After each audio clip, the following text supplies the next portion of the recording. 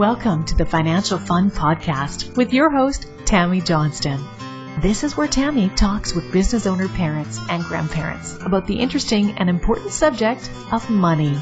We promise this to be an interesting and open discussion, as that's how we learn best. And now, here's your host, author of the Financial Foundations. Financial Foundations is a series of books to teach kids about money, goal setting, and living a balanced life. Find out more at financialfun.ca. Here's Tammy Johnston. First things first, I would like to thank all of my listeners that have subscribed and reviewed my podcast and invite you to subscribe and review if you haven't yet. I appreciate you helping us to get the word out and making financial literacy a safe and welcoming subject for kids and adults. Second, please check out my podcast website, financialfun.ca, where you will be able to access past shows, find out more about me and our guests, as well as purchase the beautifully illustrated Financial Foundations books that teach kids about money in a fun, healthy, and holistic way. Thank you very much for joining us today. Our wonderful guest is Mr. Sean Phillips. Hello, Sean. Hi, Tammy. How are you? I'm doing really, really good. How are you? Good. It's a beautiful day outside, finally. Yes, it's wonderful being into summer and counting down for when we get our kids home from school. Yes. So, Sean, why don't you tell us a little bit about yourself and your business? Sure. So I'm a full-time freelance portrait photographer. My company is Riverwood Photography. And I work out of my home. I work on location. I work all over the place, but I'm based out of my home. My office is here. I have a studio in my home as well. And I largely do headshots for small business owners and corporate executives that need new photos for LinkedIn or their company website or their marketing materials. I see lots of realtors, mortgage brokers, all walks of life, really, business people and corporate types as well. It seems like everybody needs a photo, so I'm happy to oblige. I do also a fair number of family portraits and event work and basically a little bit of everything else, but the main business, probably 80% or more, is headshots for those business people. And my family, I'm married, my wife Louise, and I have two kids. Melanie is 12 and Andrew's 9. Oh, so yeah, headshots, that's definitely one that I see a lot when I'm working with people, especially when they're first starting out and they're saying, okay, what do I need to get? And I say, okay, first thing, we need a good picture of you. Yeah, not one that's that right. was taken at a wedding 6 years ago, not the one on the beach. We need an actual good picture for, like what you're saying, the LinkedIn, all of that. Yeah, the key is that it really needs to look like you. Otherwise, what's the point? And if you've cut your spouse or your partner or your best friend out of a photo of the two of you hanging out at the park or the beach, then that's not very good either. Totally not a good thing. So you say you work from home. How long have you been working from home for? It's going on 7 years now. Oh, so you started when your kids were quite young. Yeah, I guess so. Wow, I didn't even think about it that way. But yes, they were both in daycare at the time. Melanie was just starting. Melanie must have been in about grade 1. So she was just starting to go to school for full days, but I definitely had Andrew at home for parts of the days, or I had the option of sending him to a day home or daycare, which, when I was working, I definitely had to do that. I was able to be, especially at the beginning of the business when I wasn't crazy busy like I am now, I had a lot more time to be that stay-at-home dad. And I mean, as you know, when you're running a small business, there's always work to do, but you have the flexibility when you work from home of doing some of it now or some of it later, depending on what the family schedule's like. And so I definitely kept Andrew at home with me a fair bit, but he also spent some time at daycare. Yeah, I fully understand that. One of the reasons I started my business when I did 14 years ago is because Greg and I were talking about starting our family, and I'm going, I don't want to keep doing this 9 to 5 and having to do the full-time daycare and all of that stuff. So I set up my business at home, and it's definitely different than having full-time daycare, because I kept Ayla around most of the time. Like I took 30 hours of mat leave, so it's like, okay, how do we keep doing this, going straight from pregnancy to having a newborn and keeping the business going? Yeah, it's something to think about. Although I have to admit that I never really even considered that as it wasn't a primary driver for me deciding to work from home. It was more that I decided that I didn't love what I was doing before, and I really wanted to get into photography as a as a profession. And so then I just made it work. Yeah. It's one of the advantages of taking control of your life, that you can find the different ways to make it work. Like, I like how we met doing different things, like seeing our kids at school and the school council and stuff like that, because we have the flexibility to participate in the activities that a lot of your normal 9 to 5 parents just can't. Yeah, it definitely makes my wife jealous from time to time when she's stuck at her 9 to 5 and I have the flexibility. Well, and I also have the personality type that, maybe personality type isn't the right word, but I have the ability to work late into the night if I need to. So if I want to take a few hours and go spend them with my kids, whether that's a school activity or we just decide to go fishing today, I can do that, and then I can get the work done that I need to, at midnight or 1 or 2 in the morning. Obviously, that doesn't help if I have a paying client who needs me at that time. But usually, I'm really fortunate. Most of my clients don't have a burning need for me today at 11 o'clock. If I say, well, how about tomorrow at 11 or next Tuesday at 3, they can usually work around my schedule. So. Yeah, I love that too. I keep some really strange hours, but I can go and be pizza mom or volunteer for a field trip or take the day off because my daughter's sick or whatever, and be able to work, like you said, wait into the night or on a weekend or something to make it all fit in, and it's really good. One of the things that I really love about working from home. Yeah, me too.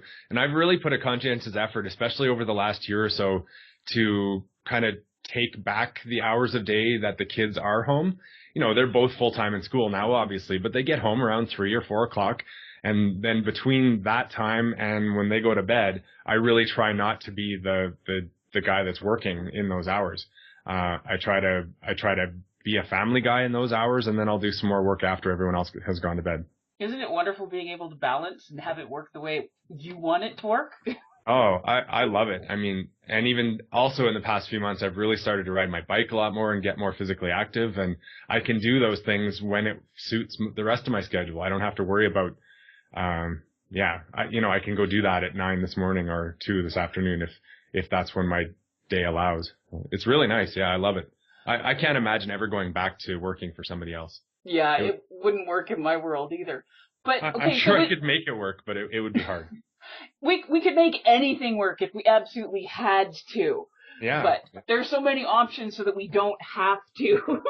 Yeah. So with you being the stay-at-home, work-from-home dad, and your wife working downtown and all that, what questions and stuff do your kids ever bring up with, like you said, you guys have kind of a different setup with the work, not having both of you 9 to 5 and things like that? I don't think my kids question it even. They're so used to it. It's been, like you mentioned, they were quite young when I started out on my own, so they're used to it. It's always been that way as far as they remember. They just don't question it. Yeah, it's a little bit different than when we were growing up. Totally. When I was a kid, my dad worked. He was in the RCMP, so he worked shift work, and he worked crazy hours. My mom definitely worked worked outside the home. My mom definitely had employment outside the home at times when I was growing up, but for the most part, she was a stay-at-home mom. And that was normal. Most of my friends, that was their normal too. But now, so many of our friends, the people that we hang out with, the people that we associate with, they all have 2 working parents. And whether that means that one is at home and one is at an employer or somewhere outside the home. Obviously, I hang out with a lot more small business people now too. So yes. So having a work at home mom or dad is pretty normal these days. It just I don't know. My kids just don't even question it. It's normal for them. Yeah, the environment has very much changed. But looking back to when you were a kid, what were some of the things that you learned about money or wished you had learned, like seeing like your dad was working shift work and your mom sometimes worked outside of the home and then sometimes just being a stay-at-home mom, very busy. But what were some of the things that you noticed when you were a kid around the subject of, like you said, money and different things like that? My dad was a government employee. He's in the RCMP, and they don't get paid a ton, right?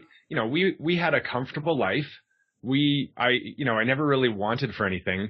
I had clothes and food and I had all those good things. We didn't go on extravagant trips or or have fancy cars or anything like that, but we had the things we needed. But if there was something that I really wanted, I had to find the money myself. And that was the expectation that was set down. I remember very early on, we lived in northern BC, when I was a young teenager, and I kind of wanted our family to have a snowmobile. It was always a dream that we would have the snowmobile. Yep. And my dad said, well, I can't afford to buy that for you, but if you can earn half the money, then I'll pay the other half. And, as priorities changed and things went on, that didn't actually happen, but that just became the expectation, that if I wanted something, I was going to have to earn the money for it. And I was one of the few kids in my family, in any part of my family that went to university. And, I paid the vast majority of that for myself too. I had to work. I had to earn the money. I had to work jobs, and I was the kid that I always had some hustle going on. I had some job, whether it was, raking the neighbors' leaves or mowing their lawns, or there was a couple of hotels in the town that I lived in that I went and swept their sidewalks, and I worked in restaurants folding pizza boxes, and there was always something that I was doing. Almost every day there was some way that I was earning money. And I remember I bought my first set of skis by picking up bottles and taking them back. We did, all these sports and clubs and teams do bottle drives now. Well, I used to do my own bottle drives every weekend, and that's how I bought my skis. And if I hadn't done that, I wouldn't have been able to ski. It's just the way it was. So the expectations for me were that if I wanted something, I had to find a way to make it happen. And I've tried to impart that into my kids as well, but it's not always easy. We are much more well off, I would say, much more fortunate than my family was when I was growing up. Oh, I can fully understand that. Like, I grew up in north central Alberta, and we never wanted for anything. Like, we always had food and clothes and all of that stuff, but there wasn't money for extras. And if I wanted anything at all, I had to figure out how to pay for it myself. So I got my first job actually was when I was 10 years old, answering the phone from my neighbor when we still had the party lines. And then, oh, wow. So I got to take his messages, and then I was very fortunate that when I hit 12, I could start babysitting, and I made a small fortune babysitting over through high school, and then I got a job waitressing at the town restaurant because they weren't licensed, so I could waitress underage, and I paid for everything all myself, and it definitely was really cool. And Ayla gets an allowance, but she's very financially motivated, being my child and everything. And now she's going, Mom, what can I do to get a job? Because she's not 14. She can't even legally get a job at like McDonald's and stuff like that. So she's getting quite frustrated because she'd like a summer job. And I'm going, they can't even legally hire you, princess. Yeah. So is she babysitting and doing the other? Babysitting is not her thing at all. Right. Yeah. So I said, I mentioned, it's too bad you don't really like little kids and stuff like that, because I said you could make a lot of money babysitting, but she said, no, not my thing.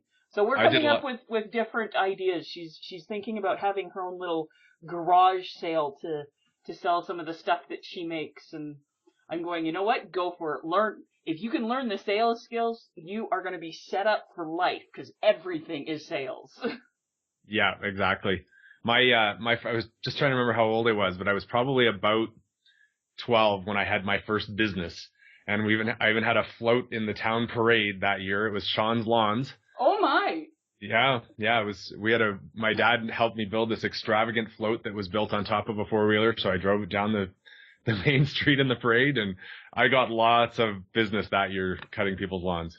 Oh, it doesn't surprise me in the slightest. People love seeing a young kid with gumption. So I remember I think it was about two winters ago, we had a major snow dump, and my husband was working, he was teaching a night class, so he wasn't home because he's normally the one that looks after shoveling the snow and things like that. And these two teenage boys came and knocked on the door and offered to shovel our walks for like $10, and we had just been dumped on. I'm going, here you go. And they did a great job. The two of them came out with their snow shovels, and they probably made $100 in an hour. Yeah, well, $10 is the right price at the right time, right? Oh, it was a wonderful opportunity. Yeah, what are the questions that your kids have about money? I think it's the same as you get from Ayla. It's how do I get more of it? Melanie, being the older one, and she's always the more rule-bound and more responsible one, she's already looking towards how can I save for university? How am I going to pay for this this huge thing.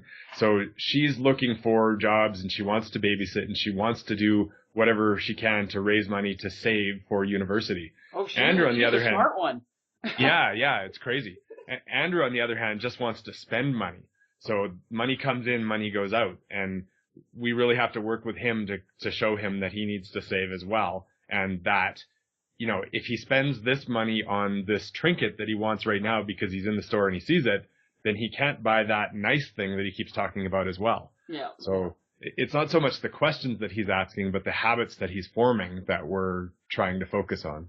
So how are you focusing on trying to improve his habits around money? What are you and Louise doing, and are you finding that it's effective? Because this is a very common question that parents deal with. Like if you have more than one kid, you typically have them opposite ends of the spectrum when it comes to money. You'll have one that's really good and responsible and super mature like your daughter, and then the one that's like, okay, you gave me $1. What can I spend it on? What can I spend it on? What can I spend it on?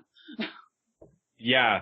Well, with both of them, we've just set the expectation that any money that they get, some part of that has to go into the bank to go to savings. So they both have a bank account, and we make, you know, every few months we'll make a trip to the bank, and they'll, you know, go through all their money in their piggy bank or in their wallet or wherever it happens to be, and they'll take out about half, and that will go in the bank.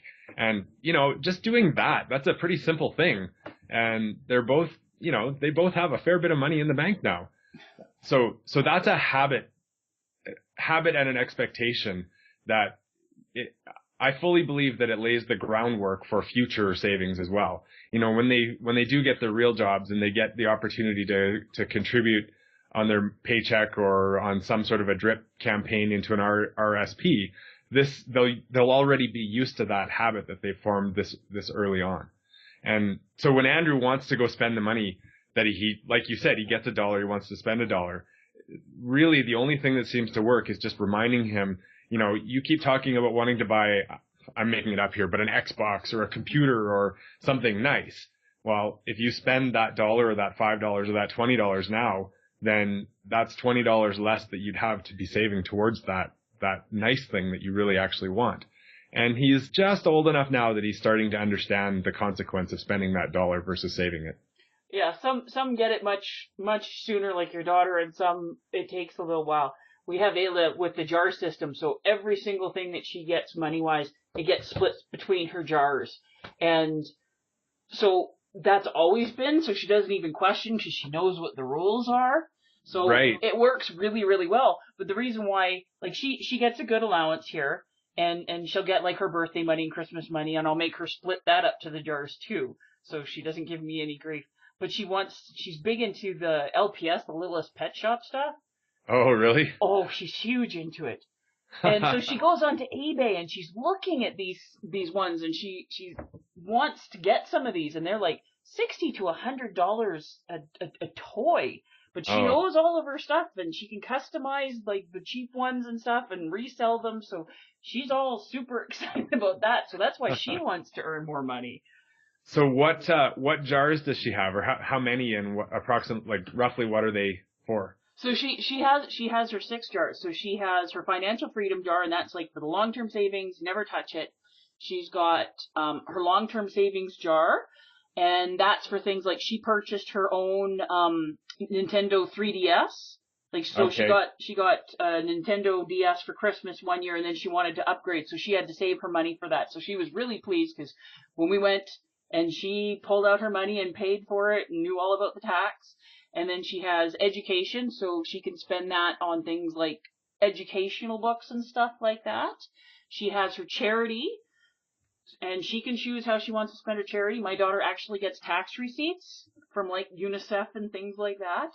Cool. And she has her play jar, and that's where she can just like whatever, trinkets, the toys, the bits of candy, and she can go through and spend that. And then the last one is gifts. So she does her own Christmas shopping and puts together her budget. And if she gets invited to like a friend's birthday party, she pays for the gift. She just went out and bought Greg's Father's Day present like just before the weekend here. So she's really, really good at handling her money because that's always how it's been. And so it's very much the habit. So it's like, okay, you goes into the 6 jars, and this is how you spend it. So she's And does she split the money equally into the 6 jars? Yes, they get split equally. Like if she gets Christmas money or birthday money or something, I might let her put extra into her play or her long-term savings, whichever she wants. But at least half has to get split into the other jars. So if she gets $100 for a birthday present, like from her Nana and Papa, because she's a bit on the spoiled side. Yeah. $10 goes into each of the jars, and then $50 can go into play. And then if she wants to buy like a Nintendo game or she's been very much enjoying garage sales where she can get like the big bags of LPS for like $10. Right. Yeah. Well, I've been trying to teach my kids the joys of garage sale day around here too. My favorite garage sales are the ones where they put a free sign out at the end of the road. They just want to get rid of everything. Well, it's good if it's something that they actually want, but then yet I'm kind of an anal retentive neat freak, and I'm going, okay, you only have so much space in your room in your closet, Ayla, so if it doesn't fit in there, it ain't coming home. Yeah, or something has to leave as soon as this gets home. Yeah, or something has to leave. But that's also been a major habit at our house. So when her birthday's coming up, or Christmas, when you're going to get the gifts and stuff like that, I always make her go through all of her stuff like a week or two beforehand, going, this is the amount of space that you have, and if you want to get new stuff, you have to make room, princess. Yeah, great idea. So it works quite well. And she, like I said, she's becoming quite financially motivated. So. Well, we haven't been quite so elaborate with our kids as that, but we do try to make sure they put at least half of the money that comes in into their bank account. And really the intention of that is either never touch, like you talked about her financial freedom account, or at minimum it's long-term savings. So, and long-term savings could be educational as well. So that money that goes in the bank is really sort of the combination of those three. Yeah. And then the other money that they have have a fair bit of free reign to spend it as they will. But if it's something really frivolous, they have to convince us that it's a good idea. Well, that's why we have her play jar. So there's no questions, there's no nothing. If she wants to totally and completely blow it on bubble gum, as long as it doesn't make a mess, Mom doesn't care. It all works out. Like I said, different parents work different things. So if you could impart one lesson that your kids have for when they graduate school, that okay, if this is the only thing that you learn, I'll be okay. What's the one lesson you want to make sure your kids get? I learned an amazing lesson when I got my first job out of university, and this was my boss at the time told me, before you do anything else, I happened to work at a company that had its own credit union. Kind of crazy. That doesn't really exist anymore, but no, not really. They made it really easy that right off your paycheck, you could take any amount of money that you want and put it into different baskets, much like Ayla's jars. Mm-hmm. And so he suggested that I go right down to the credit union and I don't even remember what, I'm going to say $50 a paycheck or $100 a paycheck, whatever it was, and just put that into an RRSP account and take another $100 and put it into another account for whatever I wanted to save, whether it's a new truck or a new house or whatever. And this is basically what we've just been talking about, right? Those are the lessons that I learned from my boss because I hadn't learned them prior to that. But the point is that if you take that money right off your paycheck, you'll never even know that it's gone or that it's missing or that you didn't have it. So that $50, that $100, whatever it was off each paycheck, I never even missed it because I never got used to spending it. And in a short period of time, that money grows very, very quickly. And the extension to that lesson that he gave me was every time you get a raise, you increase that amount that you're taking off of every paycheck. Yeah. And you never reduce it ever. And so I have always done drip contributions to RRSPs and to other savings, and it's just money that I just don't even know that I don't have it. And it's either there for an emergency, or it's there for retirement, or it's there for I have a really big expense that I wasn't expecting, or whatever. So that lesson is something that's really important that my kids need to learn. All right. Well, thank you so much for joining us today. It's been great chatting with you. Yeah, really nice to talk to you. We'll have to get together more often. We will. Have a great day. Thank you.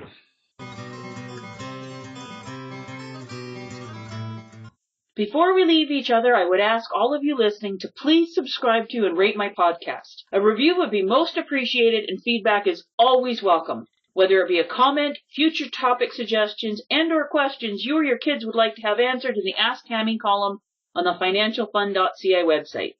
Please feel free to check me out on Facebook at Financial Foundation's Children's Books, on Twitter at Financial Fun, and Instagram at financial.fun.